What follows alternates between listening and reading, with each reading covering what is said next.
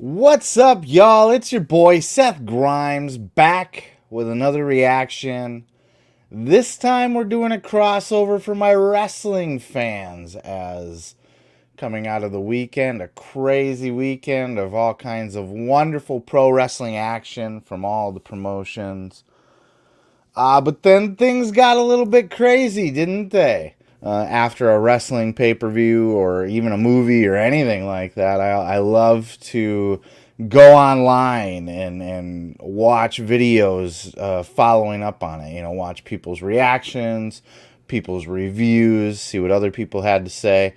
And with AEW, I love those media scrums. You know, I go right on and I watch the media scrum after the show. And I went into this blind, man. I had no idea what I was walking into. So, boy, did I walk into it. And I love it. I absolutely love it. So, full disclosure, I have watched this already. You know, this wasn't anything I expected to be super newsworthy or anything worth doing a reaction to. So, there was no intention to, like, save this and do it separately. But as my pro wrestling podcast fans know, I love to break down and analyze things. So that's what we're going to do. We're going to do a little bit of a hybrid between my pro wrestling podcast, where I do a breakdown and review of newsworthy things that happen in podcasts and interviews and that sort of thing. And this would certainly fall into that category. But instead, what I'm going to do here is I'm going to do a full reaction to the CMPunk Media Scrum press conference. And we're just going to pause it along the way and kind of break things down as they're said. So without any further ado, let's go ahead and hit play on this bitch. And we got a lot to cover. This was certainly interesting. All right, we are over here in the studio, about ready to hit play and react to this media scrum. I want to go ahead and give credit to Denise Salcedo. This is footage coming from her YouTube page. Let's go ahead and hit play. Here we go. A lot. Just say your name and Cool. Hi, Nick Hausman with Wrestling Inc. I'll start, Nick. Show of hands. Who here fancies themselves as a journalist? You're a journalist, Nick? All I right. try my best. Okay. No, real quick. Go ahead. Tony looks scared. You see Tony's like, fuck. What is he going to say? What's he going to say? Where's this going? You can see it on him already. Punk is extra punky today. He's in full punk mode. This is the fun part about CM Punk that I think everybody forgot about, you know. People liked this back in the day, and, you know, everybody wants salty CM Punk. Well, here we go. You still do improv? No, not a little bit. No? No. When you did improv, who'd you do improv with? I did it with Scott Colton.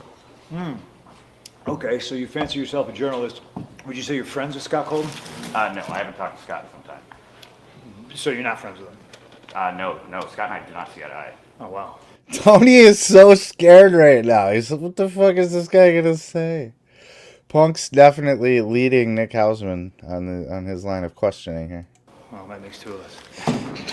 My point is, if you fancy yourself a journalist, even if it's for the silly world of professional wrestling, and you have journalistic integrity, people who report things, mostly that are bullshit, and slanderous lies against myself, if you are friends with somebody, you blew my spot. If you're not friends with them, I apologize. Look at Tony Khan cringe. He's like, fuck. This is why you buy a CM Punk, though. He can cringe all he wants because he's in the moment, but when you look back on it, it's these moments that make Punk. It's okay. But you should probably disclose who you're friends with. I'm not friends with you. I haven't or had Scott. anything to do with Scott Colton in almost a decade. Probably wanted nothing to do with him even longer than that. It's fucking unfortunate that I have to come up here and speak on this when I'm on my time and this is a fucking business. Why I'm a grown-ass adult man and I decide not to be friends with somebody is nobody else's fucking business. But my friends, if I fall backwards, will catch me. Scott Colton, I felt, never would have. My problem was I wanted to bring a guy with me to the top that did not want to see me at the top. Okay? You call it jealousy, you call it envy, whatever the fuck it is. My relationship with Scott Colton ended long before I paid all of his bills. So, Tony Khan's just kind of like, I mean, at this point, if I'm Tony, I'm just going to let Punk go. Because, one, this is what you pay Punk for. Two, this is bottled up. So, Punk's kind of tuned up. The quarter was put in the jukebox, as they like to say. You gotta let the song play, you know what I mean? And Punk's pretty primed up. For those of you that are not aware what he's talking about with Scott Colton, that's Colt Cabana. They used to be besties, and then after Punk went on Colt's podcast to do kind of a shoot after he left WWE. This was before your Talk is Jericho's, where everybody goes on Talk is Jericho, tear their WWE dirty laundry. Punk aired his on Colt Cabana's podcast, The Art of Wrestling, and they ended up getting sued for it, and Colt was sued along with Punk, and because Colt basically just held the microphone and didn't really say anything, Punk reportedly offered to pay all of Colt's legal fees, and then somewhere along the way, rumor has it that Punk was no longer paying Colt's legal fees, and that was pretty much the end of their friendship. Whatever happened there, nobody knows for sure. But what Punk's kind of bitching about right now is that the rumors leaking out to the dirt sheets that Colt Cabana was originally going to be cut from AEW, but then after the Bucks stuck up for him, he was kind of just moved over to Ring of Honor instead, and supposedly this was Punk's doing. Punk didn't want Colt there. At least that's what the dirt sheets are reporting, and this was what led to Hangman Page's comments that he had when he went off script and took a shot at CM Punk about protecting the locker room from Punk. So now you're all caught up if you weren't already, and if you were, then that was just a giant divergence that wasted your time. Let's continue. I have every receipt. I have every invoice. I have every email. I have the email where he says, and I quote, "I agree to go our separate ways. I will get my own lawyer and you do not have to pay anymore." That's an email. Tony doesn't know how to react. He's just like, oh boy, here we go. He's so funny. His face is, from the angle I watched before, maybe I just wasn't paying as much attention to Tony. I don't remember seeing all of his reactions like this, but this is great. That I have. The only reason the public did not see is because when I finally had to countersue him through discovery, we discovered he shared a bank account with his mother. That's a fact.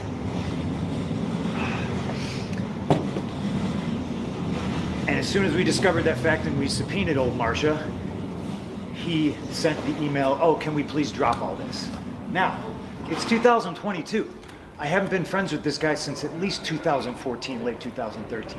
And the fact that I have to sit up here because we have irresponsible people who call themselves EVPs and couldn't fucking manage a target, and they spread lies and bullshit and put into a media that I got somebody fired when I have fuck all to do with him, want nothing to do with him, do not care where he works, where he doesn't work, where he eats, where he sleeps. And the fact that I have to get up here and do this in 2022 is fucking embarrassing. And if y'all are at fault, fuck you. If you're not, I apologize. But what did I ever do in this world to deserve an empty-headed fucking dumb fuck like Hangman Adam Page to go out on national television and fucking go into business for himself? For what? What did I do, Dave? What did I ever do? Good Lord, dude. This is so great. This is prime Punk. This is what you pay for with Punk. This is what you get. Punk ain't gonna hold shit back. He is, and I'm not saying that this is a good thing. I'm not condoning this. It's a bad look for AEW. Tony looks like he is not in control of his own company. The inmates are running the asylum. Everything's falling apart. We had the big meeting last week or the week before trying to get everybody back on the same page, and now it's just getting worse. But at the same time, like, Punk ain't gonna play no goddamn games, and if these are the things that are happening, or at least he believes that these are the things that are happening, fuck, he's going to speak on it, and ain't nobody going to tell him he can't. Didn't do a goddamn thing. What's your name, sir? Dominic D'Angelo. Fuck the Pittsburgh Penguins. What are you doing? I'm from Pittsburgh. I made it really clear in Forbes, and I just want to make it clear again. Nick, It's not his position to make it very fucking clear. There's people who call themselves EVPs that should have fucking known better. This shit was none of their business. I understand sticking up for your fucking friends. I fucking get it. I stuck up for that guy more than anybody. Okay? I paid his bills until I didn't, and it was my decision not to. Yeah, but I shouldn't have no commented when Nick first said it. It's my fault, and if I hadn't, it's my fault. It's my fault. I appreciate I that, should have but just taken it head on because you never said But I'm trying to anything. run a fucking business, and when somebody who hasn't done a damn thing in this business jeopardizes the first $1 million house that this company has ever drawn off of my back and goes on national television and does that, it's a disgrace to this industry, it's a disgrace to this company. Now, we're far beyond apologies, right? I gave him a fucking chance. It did not get handled, and you saw what I had to do, which is very regrettable, lowering myself to his fucking level. But that's where we're at right now. And I will still walk up and down this hallway and say, if you have a fucking problem with me, take it up with me. Let's fucking go. Tony Khan's like nodding his head and cringing at the same time. He's like, oh, this is horrible, but yeah, he's got a point there. He shouldn't be nodding when Punk is burying the EVPs. That's going to be an extra bad look for not only AEW as a company, but Tony's got to go backstage and work with the EVPs now. And whew, this is some drama. Some drama. What's your question, Nick? First of all, you're always very nice to me, and thank you. I wanted to ask about MJF. Obviously, he played a voicemail from you before he came out. Obviously, confronted you, Punk. Why now? Why is MJF back in the fold now? How do you both feel about him being around? How do you feel about the time he spent away? All of that. Well, if I may, I am the one who asked him to come back because MJF's a big star in this company, and this is one of the biggest events. A year ago, CM Punk debuted here, and I thought Punk eating a brownie. Like I said, for the fans, I thought the best thing that we could do as a company was bring MJF back. He wants me to work with pricks constantly. That's what it is. Punk's sitting there drinking his fucking bubbly lime water and fucking eating baked goods from a local bakery and just bleeding all over the place, sweating all over the place. I fucking love wrestling. I love wrestling. This is classic CM Punk, right? He's gonna eat a fucking baked good, bleeding all over the place while he buries everybody. This is great. And Tony's just trying to make it through. Nevertheless, two of the top wrestlers in the world, MJF and CM Punk, could be a big match down the line. Sorry to keep bringing this fucking up. Punk's just gonna keep going. He doesn't give a fuck. That's one of the things that is a bad look about. Like, you know, Tony's trying to salvage this and continue with a storyline of some kind, and Punk's just, you know what? I'm not done yet. I'm gonna keep going on this. But I've never spoken his word, and I don't know how long, so I'm a little fucking pissed off about it. That's fine. When it came down that he was going to sue me, I asked to talk to him. He refused. I asked for mediation. It was denied. I offered him money. He said it was not enough. He went ahead with the lawsuit and sued. It's his fucking funeral. I don't care. He shares a bank account with his mother. It tells you all you need to know about what kind of character that is. You were always very nice to me. Thank you. I appreciate it, Nick. I'm sorry if I'm a little fucking snippy. That's fine. I'm That's fine. hurt and I'm old and I'm fucking tired. I and totally- I work with fucking children. I respect the situation. I'm just gonna keep playing. I should have just taken a head on like I did with Blake and Forbes recently. We're all learning here, Tony. It's okay. Thanks. We're all learning here, Tony. It's okay. It's a little bit patronizing, right? Do you have any worries that you just cheered in Chicago while CM Punk shakes his head at Do you have any worries about MJF.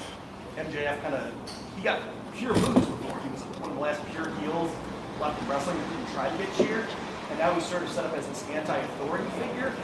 Do you worry about what that means for the psychology going forward, especially when he's going to take on Punk? I think the fans want to see great wrestling matches. MJF's the top wrestler. CM Punk's the world champion, the top wrestler in the world. And I think having top contenders, whoever came out of this match, tonight MJF sets up as a great challenger, and now CM Punk is the world champion. MJF being back, a lot of fans were excited to see it, but anytime somebody makes a comeback in the world of wrestling, generally you get a really big reaction. Am I worried about it? No, not really. Like, we have one of the most charismatic, popular professional wrestlers in the world right here, and frankly, the fans can react however they want. That's what's great about AEW and pro wrestling. We're not trying to tell people what to think. This is a really compelling story. He just People are offered. emotionally moved. People are calling that a This motherfucker just offered up a piece of his muffin to somebody in the media or somebody working for AEW.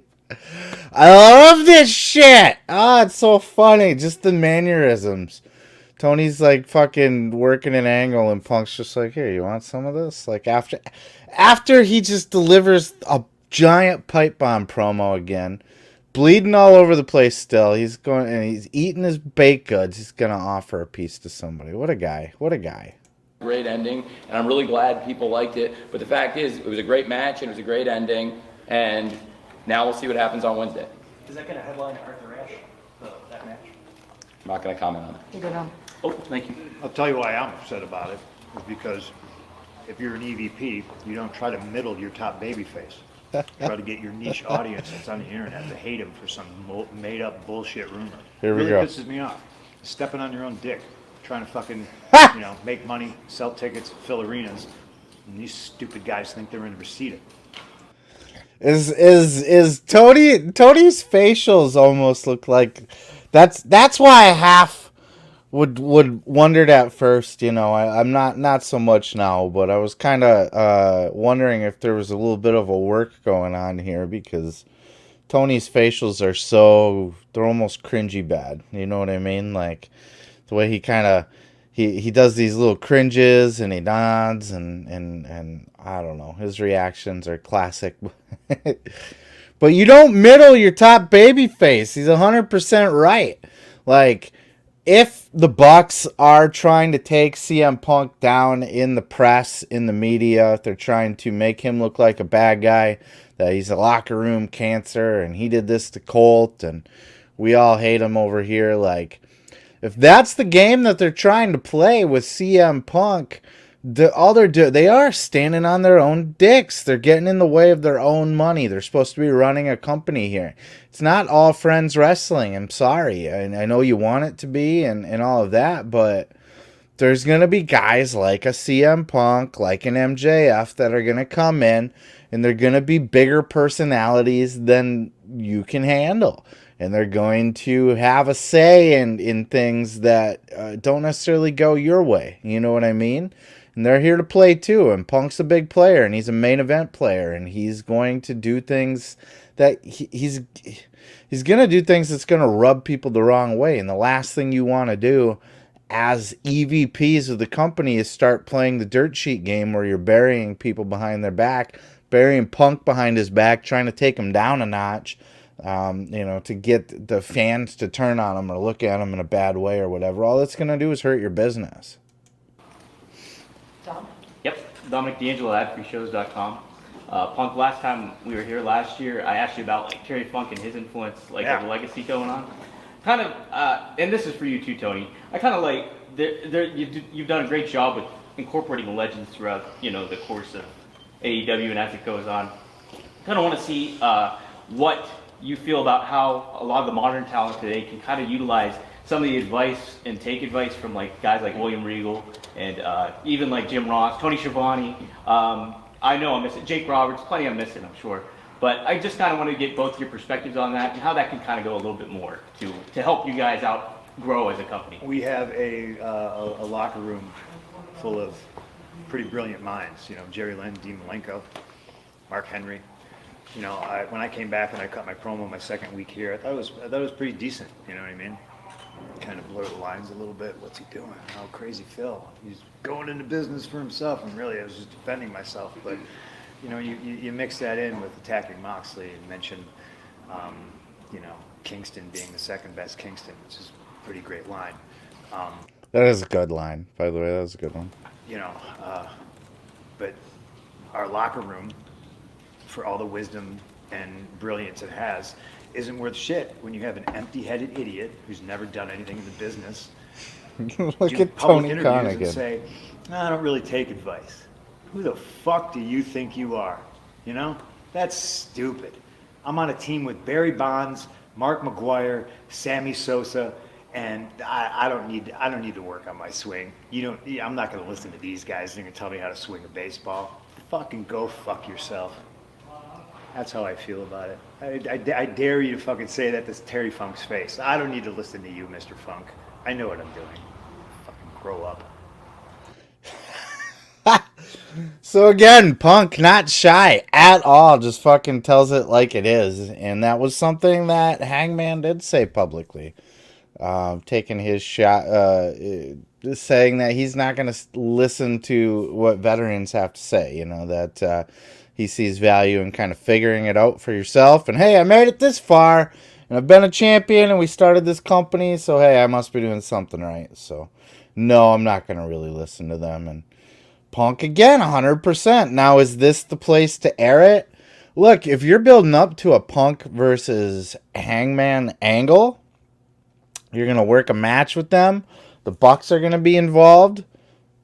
There's going to be some kind of storytelling involved. Then all of this is great to say publicly because it blurs the lines. And even if it's real, it's going to conclude in the ring, in a wrestling match. If it's not leading to a wrestling match in the ring, then it doesn't belong in the public, period. But again, you get CM Punk. CM Punk's a different cat. He doesn't give a fuck about what's publicly appropriate. He doesn't give a fuck about your rules. He doesn't give a fuck about Tony Khan or AEW by all accounts. Look at him. Look at the way that he cuts Tony off. He takes over the media scrum, says whatever the fuck he wants with complete disregard about the boss sitting next to him or that he's talking about EVPs of the company that he works for. He doesn't give a fuck. He doesn't give a fuck at all. And I admire that. I love that about Punk. That's one of the things that draws me to a guy like Punk. His anti-authority, his anti-rules, his put your balls on the table and say it like it is. But at the same time, like, if he's not careful, he's going to fuck around and take the whole company down with his attitude. Question over here. Question for Punk. I'm sorry, speak up. What? So we can't hear you. Sorry. Question for CM Punk, Bill Lindsay from Bleacher Report. I think it caught a lot of people by surprise your loss 2 weeks ago, and your foot injury came into play. And I wonder, how much of that came into play tonight? Because a lot of fans would assume that that was part of the reason you lost, but that didn't seem to hamper you tonight. I'm wearing. All of these journalists are scared to death to even ask a question now. Punk has intimidated all of them. They're all scared to piss him off more. To ask any kind of serious questions. They're all asking stupid questions, and they're all shaking and timid with him. Danhausen's boots was a true story. So I assume that it's like some sort of a reverse curse. I've had a real problem with footwear. I've been trying to figure out like what to wear. And that's real life. Like I put my old wrestling shoes on and they didn't fit. I bought a new pair of 12s. They didn't fit. I've thought about wearing my gym shoes. They didn't have the stability I needed. And I bought a pair of Doc Martens because they're really comfortable. But they were too loose. And then Danhausen was like, "You want to try mine on?" I'm like, "They're size 10." And I put them on and they just magically fit. like unbelievable, like a glove. They're tight, but not too tight. They give me stability and they're comfortable as hell. So I owe him more money now. He owes Danhausen more monies. I like that little sidebar. I like that Punk is saying all of this while eating a muffin. Hi Tony, hi Tony. He says this. He'll bury all of the EVPs and Hangman and brush off Tony Khan, all in the same tone of voice with the same mannerisms that he talks about borrowing a pair of boots from fucking Danhausen. It's ridiculous. I'm good. How are you? I'm sorry if I'm scary. No, it's okay. I like you though. You're right. Thank you. I like you too. Thank you. Yeah. Izzy from the Hot Tag with Izzy. This question is actually directed towards Punk. We saw, you got a huge win tonight. Congratulations, and also MJF return. What is the message that you're trying to direct towards MJF this time around? Because you did have a feud with him months ago. I mean, do I have to? I guess. I don't know. I'm tired of wrestling these pricks. I'm tired of wrestling these kids that think they know everything. But I'm not the boss. He won the number one contendership, and I guess I'll cross that bridge when I get to it. I think Max is a supremely talented individual, but this goes for him and anybody else in the locker room that doesn't want to be here. The grass is not greener on the other side. The grass is greener where you water it. And Max likes to, shit where he eats instead of watering the grass. So we'll have to see how that goes. Thanks. Tony liked that comment. Of course he doesn't want anybody leaving over to jump to the other side, to the greener side. But, Punk's shitting where he eats right now, too. It's not just Max, as he says. Punk's doing the exact same thing right now. He is creating problems where he's trying to work right now. The whole AEW was in turmoil going into this show. And that was something that I think they were trying to get control of and nip in the bud. And Punk single-handedly is just throwing the entire company into chaos right now. I saw that video, man, and you were so incredulous that I went into business for myself, and I was just like, No, man. I made sure to say that some people were upset that you had done that, and other people said that you were defending yourself, which is what you said, that you were defending yourself. And the reason I've never defended myself is because when you do, it just sounds like you're being defensive. That's but true. I've eaten shit on this subject for a very, very long time. And I'm very sad today that I had to get up here and say his name. He doesn't fucking deserve it, and talk about it. But facts are facts, Name two people that have made the most money off the name CM Punk. I don't think you're there yet. The first one's Vince McMahon. The second one's Scott Colton. He'll get there. He's working on it. I hope you all have a good night. Please be more responsible with the news you get from certain people, and just remember we're human beings. Thank you. Thank you, Punk. Thank you. Thank you. Wow. Lot to unpack there, huh? That was certainly something to see. Look, it's got a lot of people talking, that's for sure. I don't know that it's for the right reasons, though. AEW's already got this negative connotation about, chaos backstage. The inmates are running the asylum. Tony doesn't have control. Everybody hates everybody. There's drama, beefs. And then now all of a sudden, apparently, after this press conference, there was a fight backstage. A fucking fisticuffs altercation where Punk apparently left the media scrum and very shortly after was confronted by the Young Bucks. I don't know if Hangman was there or not. That's possible, but at least we know for sure the Young Bucks and Punk and Ace Steel got into some sort of confrontation. And punches were thrown.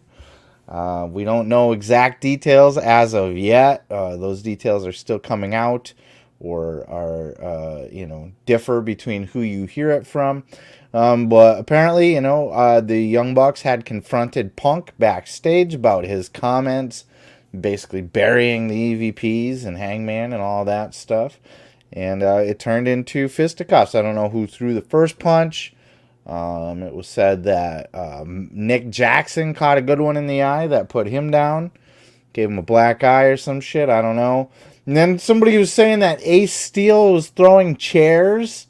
That he threw a fucking chair at somebody. And hit somebody with a goddamn chair. And then apparently he bit somebody too. I don't fucking know. So now you got fights happening backstage. So what is going to come of all this, and what do you do with this if you're Tony Khan? I think especially with the fight, I think you have to. I mean, look, he just suspended Eddie Kingston for trying to pie face Sammy, and that was barely anything.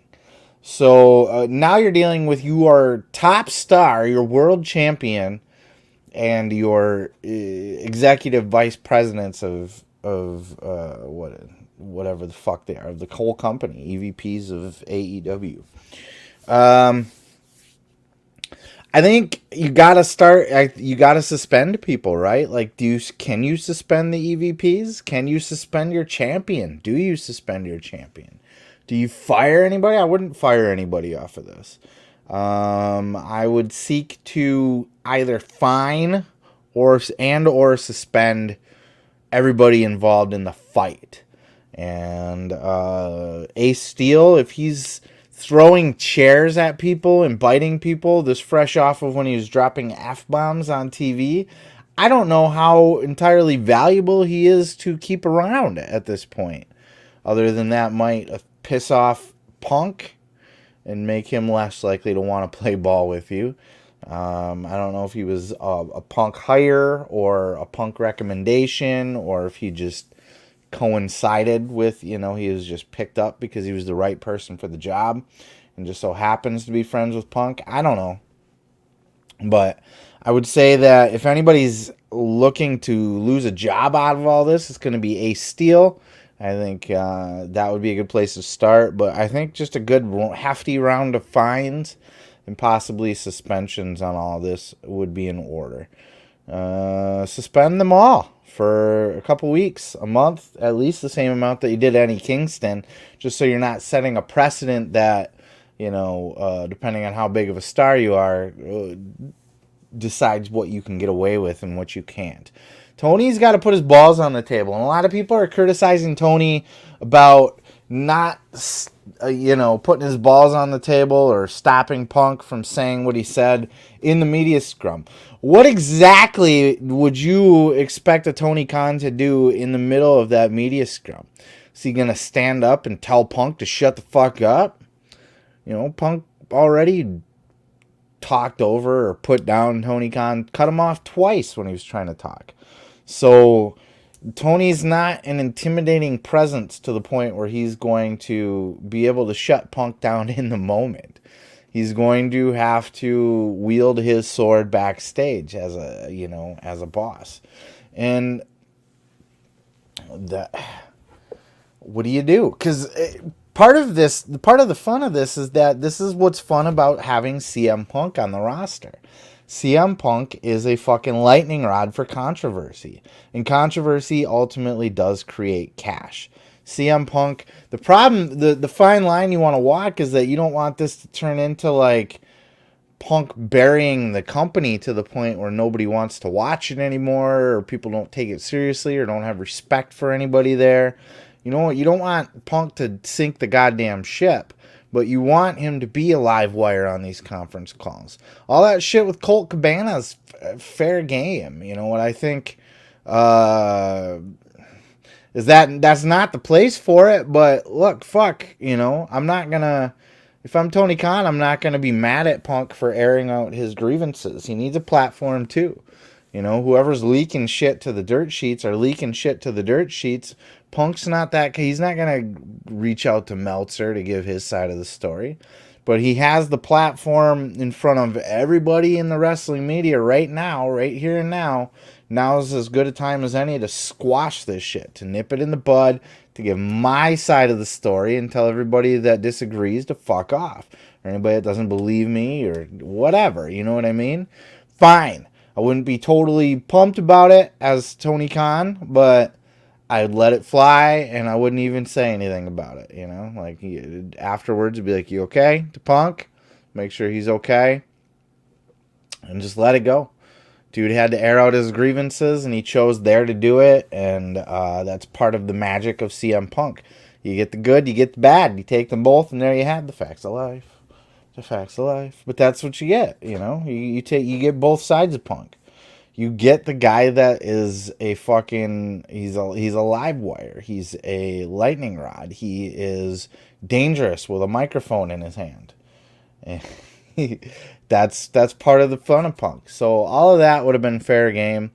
But when he started to bury the EVPs and say that, you know, this place is, you know, run by a bunch of children, and just all the negative stuff that really buries AEW, because when it was just COLT, he was burying COLT, which is his prerogative, and he was burying the dirt sheet medias for getting the wrong spin on it. And if he wanted to allude to people backstage leaking stuff that don't know what they're talking about, or it's only one side of the story, he could do that. But as soon as he started basically, you know, going into the Young Bucks and Kenny Omega, I guess to a lesser extent, I don't know, and Hangman especially, like, and then, you know, just disrespecting Tony to a certain extent by cutting him off and by saying that Tony likes to book him with a bunch of assholes and stuff like that. Like, these are the kind of things that don't need to be said publicly ever. And those are the things that I'd be pretty pissed off about if I was Tony, because that's going to hurt AEW now. You know, everything about COLT, that's between Punk and COLT. Does it belong on AEW's airwaves? Maybe not. But, you know, such is life. You gave Punk a microphone, like I said. I'm going to be okay with that. I'm going to not be okay with the EVPs. I'm going to have a talk with Punk after. You know, maybe after a couple of days, let him cool off. He's coming off of a match. He's pissed off. He's hurt. He's crabby. All that stuff. Give him a call in a few days and be like, yo, or even bring him in, you know, on TV day when he's there on Wednesday. Bring him in the office early and be like, bro, you know, I know you were upset. That's fine. I get it. I want you to feel comfortable saying what you got to say on the microphone, but let's just not do anything that's going to actually hurt the company itself, you know? Because at the end of the day, Punk's the biggest star in AEW, but he can't take AEW down, you know? And AEW has to exist after CM Punk is done with wrestling, or done with AEW, or whatever he decides to do. He walks off in anger, or he retires a legend. Whatever he does, AEW's still got to be around. You know, we're still trying to run a business after. We need to be taken seriously. We got to be believable. So, you know, that's the kind of shit that I would just try to, you know, let Punk know. Like, man, I don't want to limit your speech. I don't want to tell you what you can and can't say. You know, regardless if I agree or, you know, I'm not happy that you just aired your grievances about Colt Cabana on our fucking media scrum. But whatever, you know, that's what you felt you needed to do. And, you know, this was your time to take to do that. But don't bury the company while you're doing it, you know. And that's what you know, those words were also what led to the fight backstage. Now, once it got to the fight, now you're having instead of your nice little meetings with Punk, or I'll just, you know, swallow that one and let him have it because he's pissed off or what. No. Now that you're going backstage and you're having fights with our executives, and there's chairs being thrown at our executives, and people are being bit. I think it was Kenny Omega that was bit, so I guess Kenny was in the fight, right? Kenny was there.